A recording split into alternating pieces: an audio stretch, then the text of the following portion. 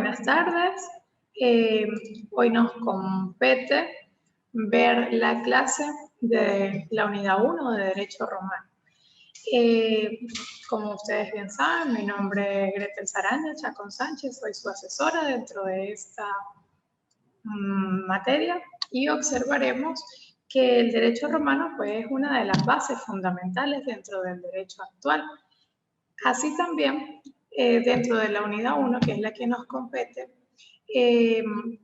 hablaremos como tal de la historia del derecho romano. Abarcaremos un poco sobre la historia del derecho romano y en qué consiste en sí el derecho romano como tal. Ahora bien, en la historia del derecho romano, la ciudad de Roma se fundó en el 753 años antes de Cristo, a orillas del río Tíber, como bien lo dice pues la historia como tal, por personajes legendarios, hijos de Rea Silvia y el dios Marte. Rómulo y Remo, hijos de Marte, el dios de la guerra, y Rea Silva, descendientes del héroe troyano Eneas, fueron arrojados al río Tíber para ser salvados en una guerra que sucedió en ese momento en una canasta. Dice la historia que fueron recogidos y amamantados por una loba llamada Luperca en su guarida en el monte Palatino. De igual manera, fueron criados por los pastores, los tomaron como hijos propios, en el mismo lugar donde fueron amamantados por la loba. Fundaron una ciudad. Rómulo más tarde mata a su hermano Remo por una disputa por el coste de la entrada a la ciudad, a la que fue entonces llamada Roma. Se dice que esta ciudad se llama Roma porque es la ciudad de Rómulo. Fue fundada por estos dos niños que fueron abandonados en un río y fueron protegidos pues por esa loba que los amamantó para que ellos pudiesen crecer y darse pues a lo que hoy en día dice la historia que fueron los fundadores de la ciudad de Roma. En la evolución histórica de la antigua Roma tenemos la monarquía, trabajada con reyes. En los años de 753 a.C. al 509 a.C. Así también tendremos la república, 509 a.C. y 27 a.C. De último tendríamos el imperio, donde estaban ya los emperadores y formaban parte también de las decisiones importantes de los ciudadanos romanos. Eso se contempló en los años tanto 27 a.C. como 476 después de Cristo. En el derecho romano, en latín, ius romanum, fue el ordenamiento jurídico que rigió a los ciudadanos de la antigua Roma. Como veníamos diciéndolo, en el derecho romano es la base fundamental o es una de las bases fundamentales del derecho. Es así como en la Roma que se fundó en aquellos años antes, muchísimos años antes de Cristo, cuando se fundó la humanidad, fundaron el derecho romano.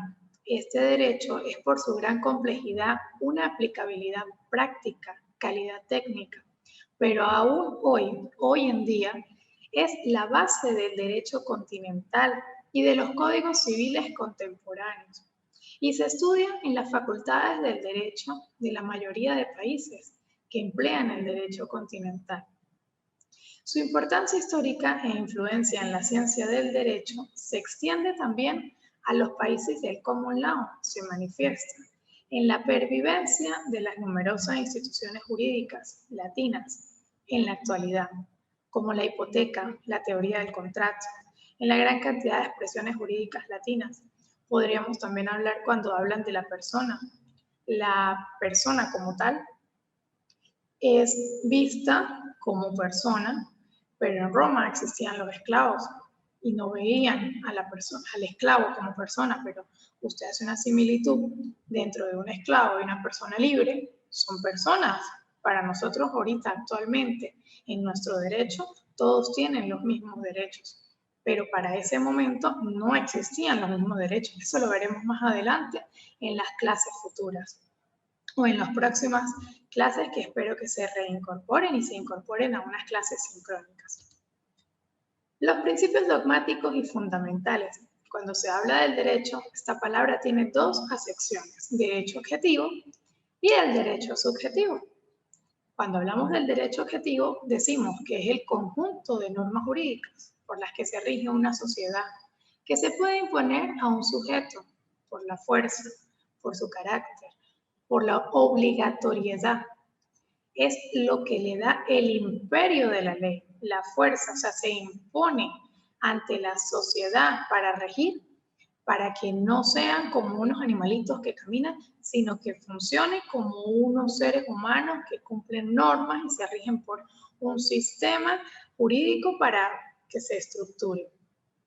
El derecho subjetivo, ya bien, es la facultad del ordenamiento jurídico concede a un particular para determinadas cosas. Por ejemplo, una persona puede tener derecho a la propiedad de un determinado bien. Bien sea el uso, el goce, el disfrute de la cosa. Los conceptos romanos. En la época arcaica aparece la dualidad entre el ius y el fas. Aunque a principios los dos conceptos estaban muy unidos, era difícil diverger entre esos dos, pues tenemos el ius y tenemos el fas. El ius era lo justo, mientras el fas era lo lícito. En aquella época se utilizaban como adjetivos, pero el fas es la condición divina de la licitud de una conducta. Recordaremos que en aquellos tiempos el derecho y la religión estaban aún sin desligarse. Ya en el siglo I antes de Cristo se diferencian ius y fas, en el sentido de que fas es derecho divino y ius es derecho romano, como consecuencia de la secularización de la sociedad que hace que ambos conceptos se separen. Es lo que vemos que de lo divino, de la divinidad, de Dios, vienen los mandamientos. Entonces era constituido en aquellas épocas como derecho. Pero también existían las leyes que imponía o que se hacían conocer por el imperio, por el emperador del momento, por el rey que existía en ese momento. Esas leyes también venían como pues el ius, porque ius es derecho en romano. Entonces vendríamos siendo el ius lo justo y el fas lo lícito. Pero pues habría que saber el concepto de justicia, que es la constante y perpetua voluntad de darle a cada quien lo suyo. ¿Sabe? Pues el concepto de justicia según Ulpiano. Pero para ellos era indispensable tener siempre sus acepciones jurídicas y hacía tenerlo en el nivel del ius, del fas, las condiciones divinas. Creían mucho en aquella divinidad, en la divinidad, en el Dios, y aparte pues tenían que pagar los impuestos del imperio. El derecho romano se dividía en dos tipos, derecho privado y derecho público. En el derecho privado son las leyes que regulan las transacciones comerciales. Y en el derecho público se refiere a todas las leyes creadas para proteger a los ciudadanos. Esas leyes a veces los magistrados se reunían en una plaza y colocaban las leyes y tomaban las decisiones y eran allí donde se explicaba o se exponían las circunstancias. Tiene tres preceptos básicos. El derecho romano tiene tres principios, preceptos o principios, que son formulados por el jurista Domicio Ulpiano, consejero pretoriano durante el mandato del emperador Alejandro Severo. El derecho romano, como bien es sabido, el jurista Domicio Ulpiano, consejero pretoriano durante el mandato del emperador Alejandro Severo, contemplado entre los años 222 y 235. Dentro de esos tres principios o preceptos básicos tenemos, primero, vivir honestamente o honeste viviré. Ese consiste o se trata de llevar una vida pública, honesta y transparente, porque de lo contrario, ello implica violar las leyes y por tanto es ser susceptible de sanciones. El segundo, no dañar a nadie, alterum non leader. Si se hace daño a terceros, entonces se hace obligatorio restituir de alguna forma el agravio físico, material o moral a través de la aplicación de la ley. Y como tercero tenemos dar a cada uno lo suyo. Sum suici tribuere. Si se cumplen los acuerdos, entonces cada uno recibirá lo que le corresponde según lo pactado. El incumplimiento de un convenio implica un acto de desigualdad para una de las partes. Por lo tanto, se hace necesaria la administración de justicia. En ese momento administraban justicia a través de esos tres principios. Entonces, esos principios eran bastante, o bueno, tenían suma importancia, porque ¿quién no le gusta vivir honestamente, no dañar a nadie, dar a cada uno lo suyo? Incluso forma parte de lo que es la justicia, ¿no? Cada quien asume lo que le corresponde, cada quien merece lo que tiene. Entonces, esos son preceptos básicos y muy importantes dentro del derecho romano. Las características del derecho romano. El derecho romano se caracteriza por establecer normas que imponen deberes sociales y establecen las bases de la convivencia de la población. Como veníamos diciendo, existen las leyes divinas, pero también existen las leyes que tienen que regular la sociedad donde se está viviendo, pues ese ser humano, ese individuo, y que no andan por ahí como animalitos, sino que entiendan que hay normas que se tienen que regular.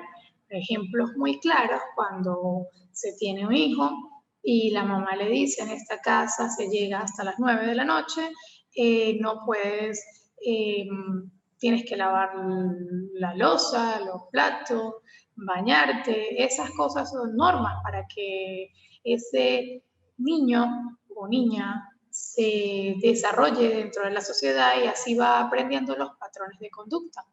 Un ejemplo también muy claro dentro de nuestra actualidad son los semáforos. Bueno, no se cumplen casi, pero el semáforo está, es una norma para que los carros sepan, o sea, cuando vamos nosotros y los peatones, nosotros en un automóvil manejando, las luces indican las normas que hay que seguir. Seguidamente tenemos que reflejan importantes cambios del orden jurídico de la antigua Roma. También podré ver que ser el antecedente de la división de poderes del derecho civil de la actualidad. Como bien es sabido, el derecho romano está implícito en casi todo nuestro derecho porque habla tanto de la propiedad como de la persona y engloba completamente lo que forma parte de nuestro Código Civil. Ser bilateral, es decir, que requiere de la interactividad de dos o más partes, como el Estado, el pueblo, que deben cumplir obligaciones de manera recíproca. No reconocer el derecho de igualdad para toda la población, ya que seguía considerando a los esclavos como propiedad de la nobleza. Ya pues lo mencionamos anteriormente, que los esclavos eran considerados como cosas, no como personas, eran un bien que tenían las personas con más dinero para la época, entonces no les daban la opción a que fueran personas. Ellos no tenían ningún tipo de derecho, no ejercían derechos dentro de la sociedad romana. Las etapas del derecho romano las constituyen el derecho antiguo, que está contemplado entre los años del 753 y 130 a.C. Fue la etapa que se caracterizó por las normas basadas en costumbres y que fueron plasmadas en la ley de las 12 tablas, la ley del talión, todas esas que engloban. que está dirigida a la población y resultaba un orden jurídico rígido y severo. El derecho clásico está contemplado entre los años de 130 a 230 después de Cristo, 130 antes de Cristo, 230 después de Cristo. Fue la etapa que se caracterizó por la organización de las jurisprudencias del orden jurídico, como el Senado, por la formalización del derecho como una ciencia. Ahí es donde se ve que el derecho es una de las ciencias. Luego viene la etapa del derecho posclásico. Aquí contempla 230 años después de Cristo, 527 años después de Cristo. Esta etapa se caracterizó por el poder absoluto que ejerció el emperador para regular ámbitos en la vida pública y privada de los ciudadanos. Él era legislador, él era el poder ejecutivo, él era todos los poderes, el legislador en ese momento ejerció, el emperador en ese momento ejerció todos los poderes absolutos y se le dio ese derecho. Por último, pero no menos importante, tenemos el derecho justiniano, 527 después de Cristo, 565 después de Cristo.